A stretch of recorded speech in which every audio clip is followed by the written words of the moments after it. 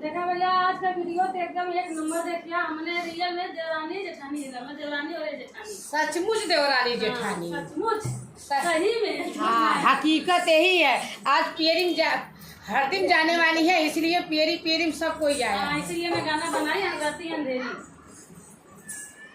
और गाना भी वही है, देवर और भाभी का। हाँ, इनके और इनके देवर पे गाना है, गाऊंगी मैं। आप लोग सुनिए जरा ध्यान से।